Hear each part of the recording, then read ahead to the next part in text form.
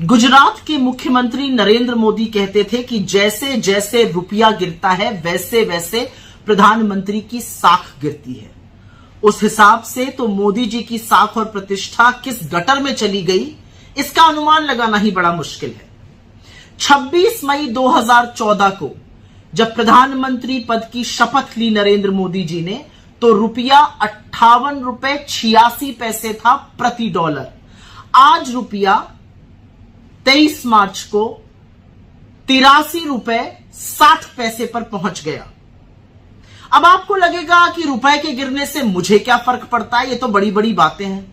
रुपए के गिरने से आपको बहुत फर्क पड़ता है। रुपए के गिरने का मतलब क्या है कि जो चीज पहले 60 में आ सकती थी अब वो 84 में आती है। मतलब जिस चीज के लिए आपको $1 खरीदने के लिए 60 रुपए देने पड़ते थे, अब उसके लिए 84 रुपए देने पड़ रहे हैं। तो हर वो सामान जो हम आयात करते हैं उसका बिल बढ़ेगा। जैसे कच्चा तेल हो गया, कच्चे तेल के लिए पहले जहां पर आप $1 के लिए 60 रुपए देते थे, अब उस $1 के लिए हम मोटा मोटा 84 रुपए दे रहे हैं। तो जब वो बढ़ेगा तो यहां पर भी कीमतें बढ़ेंगी। जब यहां पर कीमत पेट्रोल डीजल की बढ़ेगी, और क्योंकि डीजल से ही ज्यादातर ढुलाई का काम होता है, सब्जी, फल, अंडे, सामान इत्यादि सब महंगा होगा।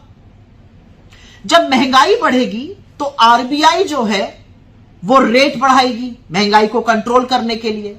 जब रेट बढ़ेगा तो ईएमआई बढ़ेगी।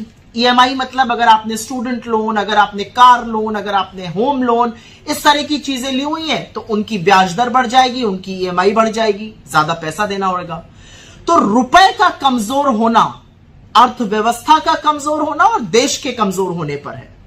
और असलियत यह है कि नरेंद्र मोदी जी को रुपया 60 से कम पर दिया गया था और उन्होंने रुपया 84 के पास पहुंचा दिया। मुझे लगता है कहीं पेट्रोल की तरह शतक लगाने के बाद रुपए में भी तो सेंचुरी लगाने का अंदेशा नहीं है। और कुछ नहीं तो मुख्यमंत्री रहते अपनी ही बात सुन लें। जैसे जैसे रुपया गिरता है प्रधानमंत्री की साख गिरती है।